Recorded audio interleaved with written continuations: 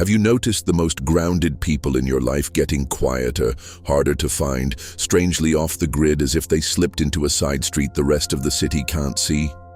Maybe that person is you. You show up, you nod at the right times, you answer the message with the polite version of what you think, and then your body gives you away. Your breath shortens in rooms that run on outrage.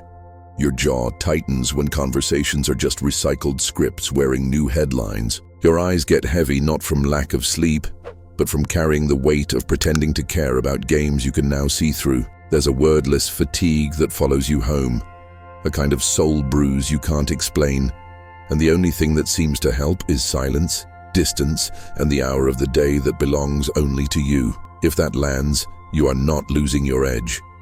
You are outgrowing the frequency that once set your life. Here is the quiet truth almost no one says out loud. When your awareness sharpens, normal stops feeling normal. The timeline everyone agrees on begins to flicker at the edges, and you start catching the seams where the story doesn't match the signal. What used to pass for connection feels like a performance. What used to count as productivity feels like motion without movement.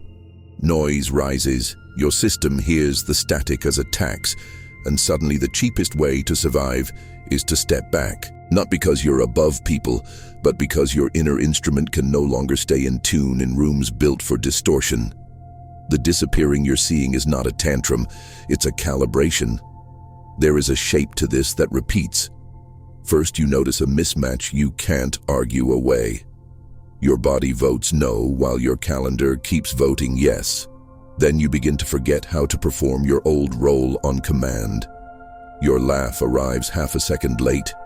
Your advice sounds thinner in your own ears. The urgency in the room doesn't stick to you the way it used to. Finally, the relief you feel after a single uncompromised hour is so disproportionate that you can no longer call it selfish to want more of that hour. You start moving toward places where your nervous system doesn't have to fight to stay coherent.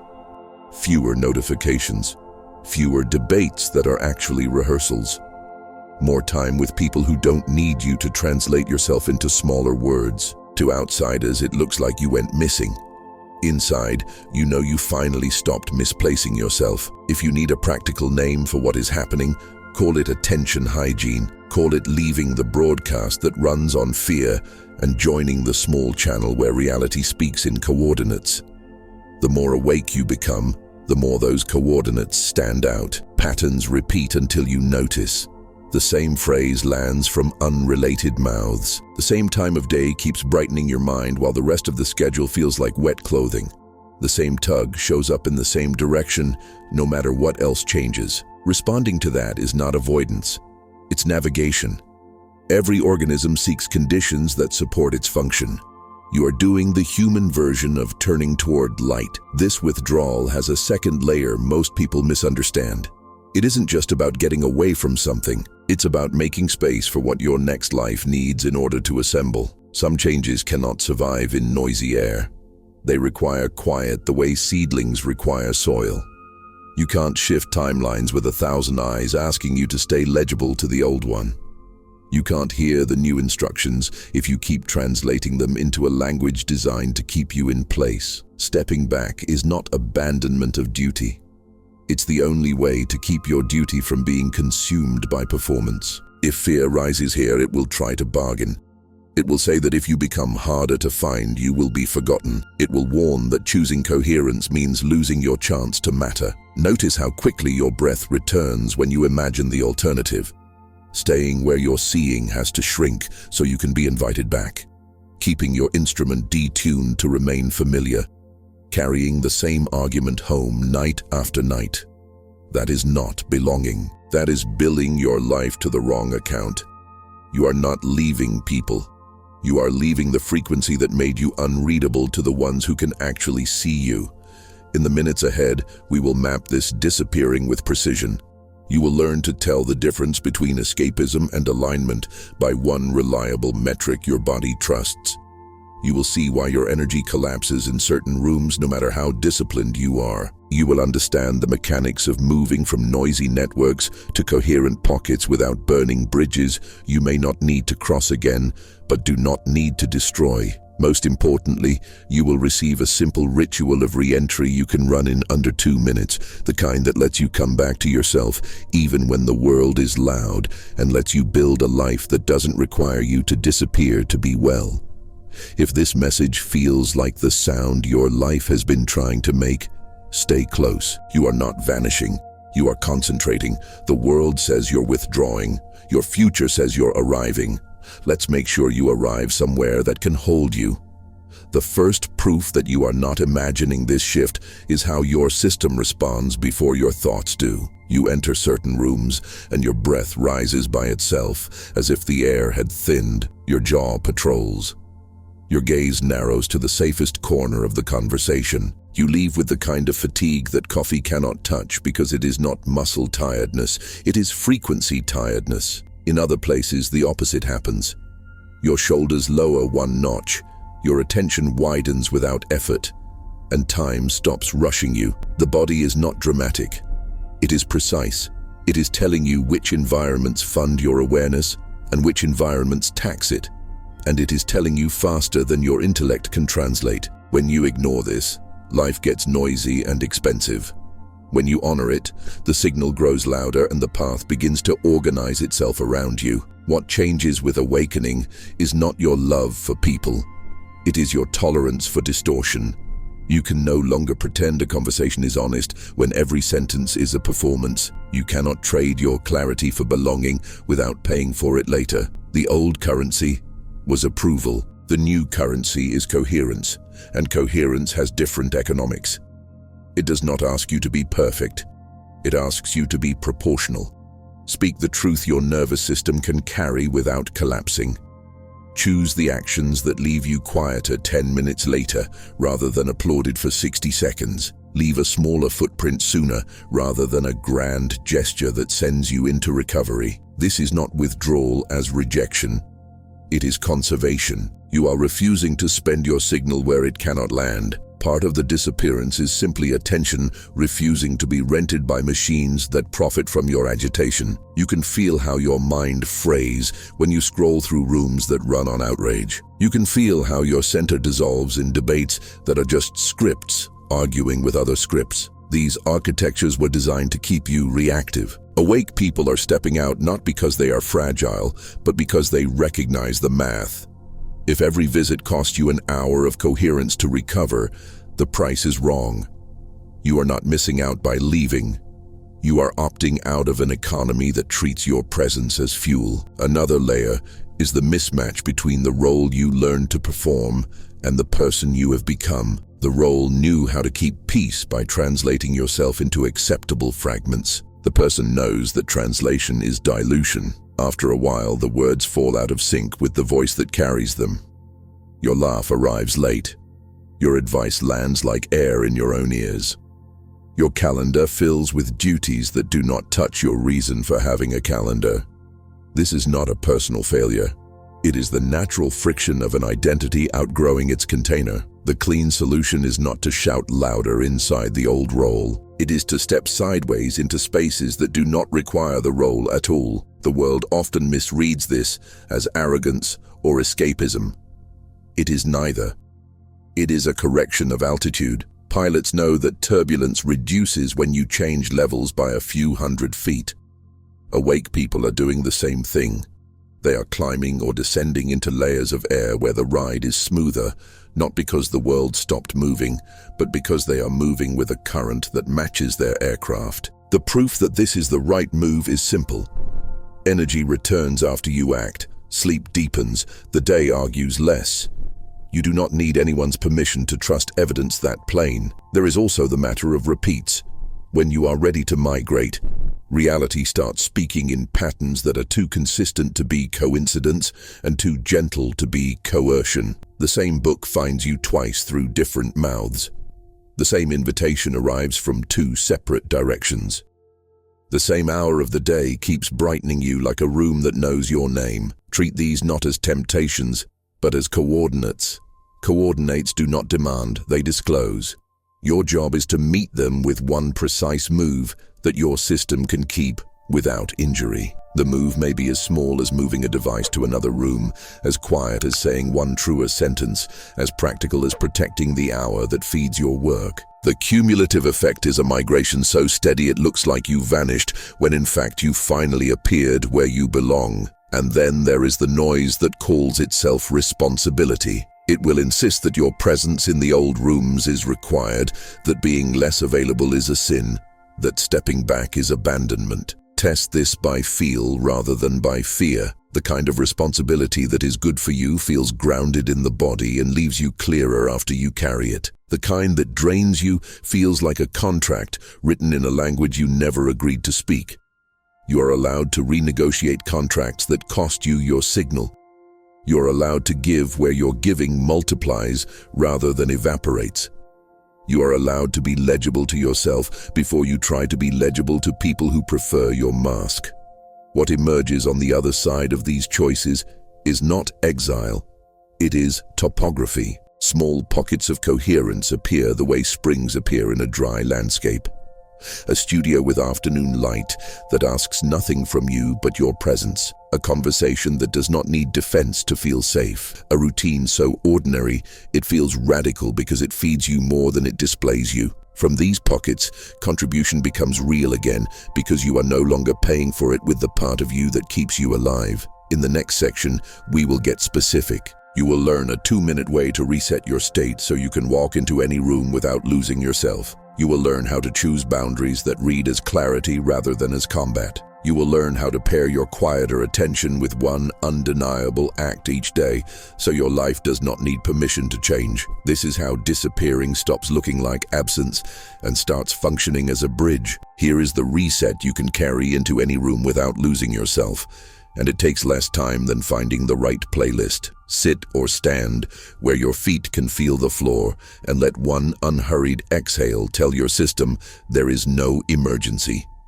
Allow the next inhale to arrive on its own, and place your attention 1 inch behind your forehead, as if you were listening from there rather than from your ears. Thoughts will keep passing, but they will stop dragging you. Let your gaze widen by a few quiet degrees so the room is no longer a tunnel and more like a landscape. Then speak one present tense line softly enough that your body believes you. I choose clarity over volume, or I bring my pace with me, or another sentence that fits. Do not argue with the sentence. Wear it for 1 minute while you breathe in a rhythm that favors the exhale by a beat. This is not a ritual for show. It is a signal your nervous system can trust, and when the system trusts you, boundaries stop sounding like conflict and start reading as simple coordinates. Boundaries do not have to be explained to be respected. They have to be consistent enough that your timing becomes legible. Choose phrases that fit your breath and your day, and place them before the moment gets loud. I am not available for that hour. I will answer tomorrow morning. I do not have capacity for this request. Say the simplest true sentence sooner, then let silence carry the weight you use to shoulder with over-explaining. The people who are aligned with your new frequency will understand without a long speech. The ones who needed your performance will interpret even poetry as an attack. Either outcome is information you can use. If you are tempted to soften the boundary by offering a dozen alternatives, notice how your breath shortens and how your shoulders lift. Return to the exhale and let the boundary stand. You are not closing the world out. You are letting the right parts in through a door that finally has a frame. To keep this from turning into ideas you admire and forget, anchor every day with one undeniable act that proves your sentence mattered. One message sent that simplifies your week rather than decorates it. One object removed from a room that kept pulling you into a past role. One protected hour where the new work gets the best of you, not your leftovers. The act must be small enough to complete before your doubt finds its shoes, and real enough that you can point to it at night and feel your system soften with the relief of kept promises. Awake people do not need bigger days. They need truer anchors, and anchors are made of facts, not intentions. You will also learn to exit rooms without burning them down. When the conversation turns into a script you have recited 100 times, do not fight the script. Step out of the play. Say one honest sentence that does not invite debate and change your altitude. I do not have anything useful to add to this loop. Then leave gently. The loop can continue without you, which is not abandonment, it is hygiene. When your attention stops feeding what drains you, it becomes available for what builds you. This is the quiet arithmetic behind the disappearing you are living. Less leakage, more life. Because you are part of a field, not an island. Let us anchor this shift together right now. In the comments, write one clean present tense line that you are willing to live today. Something your breath can support and your schedule can prove before the day ends. Write it in your own words so your nervous system recognizes the voice. If you need a template, borrow this and make it yours. I protect 1 hour that multiplies my life. Then, before tonight, place one small piece of evidence that matches what you wrote. The point is not to perform for a crowd. The point is to put your sentence in the world where it can start rearranging the furniture of your day. When enough of us place aligned lines into the same field, the signal gets easier for everyone to hold because coherence likes company. If guilt rises as you begin to reclaim your time, test it by what follows. Real guilt leads to repair and relief. Counterfeit guilt leads to compliance and resentment. When in doubt, ask the question that never lies. Will I be quieter 10 minutes after this? Yes. If the answer is no, honor it. That is not selfishness. That is stewardship of the instrument you use to love and work. In the next section, we will map the migration route itself. How to move from noisy networks to coherent pockets without becoming a ghost. How to let your life be findable to the right people while remaining invisible to the economies that feed on your attention. For now, keep the reset close and the sentence honest. Clarity is not a mood you chase. It is a setting you keep. Migration does not happen by vanishing in one dramatic gesture. It happens by tuning your life toward, signal a handful of degrees at a time until the map redraws itself around you. Begin by letting your home become a low-noise habitat on purpose. You do not have to rebuild your world. You have to remove the handful of objects and inputs that keep summoning the role you are done performing. Put the device that steals your hours in a different room for the hours you want to keep. Place the tool that feeds your real work, where your hand will meet it without decision. Let the chairs face the window that calms you rather than the screen that recruits you. These details are not decor. They are navigation. Every small arrangement either funds your coherence or taxes it, and once you notice this, you will stop calling it discipline and start calling it design. Outside your door, choose routes that ask less of your willpower. The coffee shop where your nervous system drops by 3 degrees is a better office than the brand you used to visit out of habit. The park that catches the light in the hour you think best is a better meeting room than a timeline you will have to recover from. The friend who does not require you to translate yourself is a better collaborator than the crowd that applauds the version of you have already outgrown. Do not announce this migration. Let your calendar tell on you. People who are meant for your next chapter will recognize the rhythm without a memo because they move by the same rhythm. People who are meant for your past will ask for the old choreography. Their questions are not obligations.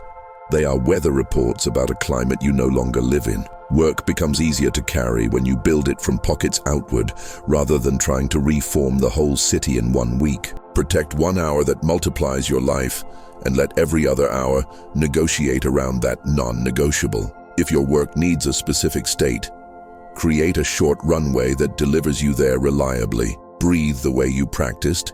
Rest attention behind the brow. Speak the line that fits. And begin with the smallest task that is undeniably real. When you push at reality from that place, you will feel the difference. Doors that jammed because you arrived braced now open because you pressed with the grain. You will be tempted to scale instantly when momentum appears. Resist the urge to expand what is still rooting. Let proof compound quietly until your system is bored of keeping the new pace. Boredom is a sign that a setting has become a baseline. Relationships will reorganize as your signal stabilizes. Some rooms grow warmer because your presence no longer competes with your performance. Other rooms cool because they were heated by your overgiving. Practice a form of kindness that tells the truth earlier. Say, "I do not have the capacity for this shape of conversation," and offer the shape you can carry. Say, "I can meet you on Tuesday at the pace that works for me," and keep the pace even if enthusiasm tries to sprint. You are not teaching anyone a lesson. You are teaching your nervous system that it is safe to be consistent. Many conflicts dissolve when speed slows and clarity arrives first. The few that do not dissolve were never conflicts. They were mismatches, and mismatches do not require victories. They require exits. Some listening will help you place yourself where you are findable without being harvested. Listen for the places where the conversation continues after the performance ends. Small circles where people speak in first person rather than in headlines. Readings and studios and tables where craft outranks spectacle. Projects that pay with energy even before they pay with money. These are the edges of the map where awake people reappear, not to shout at the center, but to build alternatives that do not collapse at the first gust of attention. If your field is entirely digital, bring at least one piece of it into the physical so your day contains a proof you can touch. If your field is entirely physical, let one strand live in the airwaves so the right people can locate you without the noise you left. Think of it as triangulation. You become a signal with 3 anchors rather than a flare that burns hot and disappears. There will be days when nostalgia tries to reinstall the old broadcast. It will arrive as elegant invitations to do what you do so well in rooms that do not love what you are. You will hear the old music and remember how easily you can keep everyone happy. Test the offer with the metric that never flatters. Will I be quieter 10 minutes after I say yes? If the answer is not an easy yes, let the memory be a memory and keep your hands in the present. Your future has no use for a masterpiece you resent. As the migration stabilizes, you will notice a paradox that explains why disappearing was necessary. The less you spend yourself on noise, the more you have to give where it counts. The studio hour that used to evaporate under distractions now yields work that stands up without you holding it. The conversation that used to require a dozen clarifications now lands in one sentence because you spoke from a steady place. The day returns surplus instead of invoices. This surplus is the engine that lets you contribute without collapse. It is also the reason your life becomes less visible to the economies that run on spectacle, and more visible to the people who are actually listening. You do not have to become a ghost to live this way. You have to become legible to the right readers. Let your digital trail be light and your embodied trail be honest. Let your calendar reflect your vows. Let your rooms be arranged to keep your instrument tuned. The world will call it disappearing because it cannot monetize your attention anymore. You will know it as appearing where your work can actually live. In the next section, we will close the loop with a final consolidation. How to protect this configuration when pressure spikes. How to return to coherence in under 2 minutes from any chaos. And how to keep your contribution aligned with the reason you started listening in the first place, so quiet does not become isolation, but remains the soil where your life continues to grow. Pressure will test the new configuration the way wind tests a door you have just hung. The door does not need to be heavier. It needs hinges set at the right depth. When the day surges, begin with the hinge you can reach in any room. Slow your exhale until it is 1 count longer than your inhale, and let your shoulders drop that single centimeter you practiced. Place your attention behind your brow and widen your gaze by a few quiet degrees so the scene stops behaving like a tunnel. Then speak one present tense line that belongs to this exact moment, not to the story you are afraid will happen. I carry my pace through this hour. I answer from the center, not from the noise. I choose the move that leaves me quieter in 10 minutes. The line is not a slogan, it is a steering wheel. Hold it for 60 seconds while your physiology remembers that you are safe enough to be accurate. And watch how the crisis changes shape when you are no longer negotiating with the room for permission to breathe. Return to your proofs as if they were anchors placed in a current. In a storm, small anchored facts matter more than large ungrounded plans. One message that closes a loop. One object removed from a desk that keeps calling you back to a version of yourself you have outgrown. 1 hour protected even if it must be moved, because protection is measured by kept boundaries, not by ideal schedules. When life pulls hard, do not pay with spectacle. Pay with fidelity to the smallest truth that changes the day. This is how quiet stays powerful instead of brittle. Keep an eye on the 2 places where people like you leak energy without noticing. The first is explanation. You will be tempted to narrate your choices for the benefit of people who prefer your mask. The more awake you become, the less narration is required. Speak the simplest true sentence and let silence hold the rest. The second is rehearsal. You will be tempted to replay the same conversation until your present becomes a rehearsal room for a past that does not deserve your hours. When you catch the loop, walk your body back to the hinge. Breathe, widen, speak. Place one proof and leave the rehearsal to actors who still enjoy the script. You are building a different stage. Isolation hides inside quiet like mold hides inside drywall. To keep quiet clean, give it circulation. Not noise, circulation. A weekly table where you can speak in first person and be heard in first person. A walk with one person who does not need you to perform.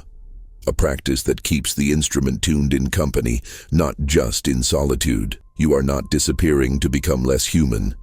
You are concentrating so your humanity can survive modern weather. Every living system requires edges and exchanges. Make sure your edges are firm and your exchanges are real. If you keep both, the solitude deepens your signal without suffocating it. Let contribution grow from surplus, not from hunger. The surest sign you are ready to give again is that giving costs you less than it used to. You finish a session and feel steadier than when you began. You offer a map, and it does not require you to abandon yourself. You make a piece of work, and it stands up without you holding it. When surplus appears, place it where it multiplies. Small circles, honest projects, pockets of coherence that will outlast a trend cycle. This is how people like you quietly reappear, not at the center shouting, but along the edges building rooms that make sense.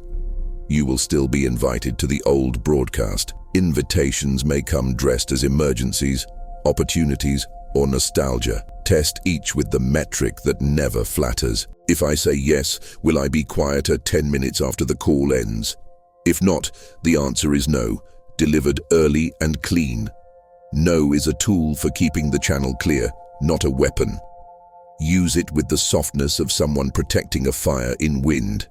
Protect the fire, and you will always have heat for the work that actually matters. Before you go, stitch the method into your pocket so it is there when the day bends. Breathe longer out than in. Rest attention behind the brow. Speak one right-sized present tense line. Place one undeniable proof. Repeat without ceremony. The world will learn to read you by this rhythm. People who belong to your next chapter will find you because the signal travels farther than the performance ever did. People who belong to your past will stop calling because silence is not a language they speak. Bless both outcomes and keep walking. If what you have heard here steadied your timing and named a pattern you have been living without words, keep yourself inside this field. Return to it when the city gets loud and your instrument needs tuning. Share the line you chose today so it can keep echoing back to you from the right places. And if you want this signal to keep arriving exactly when it is useful, make the practical choice that honors your attention. Stay with the work we are doing together by subscribing now. Not for vanity, but for continuity. So the next map meets you on time and your quiet remains a source rather than a secret. You do not owe the old broadcast your hours. You owe your life the dignity of accuracy. Step through the door you have already found. The world will say you disappeared. You will know you finally showed up where you can be seen.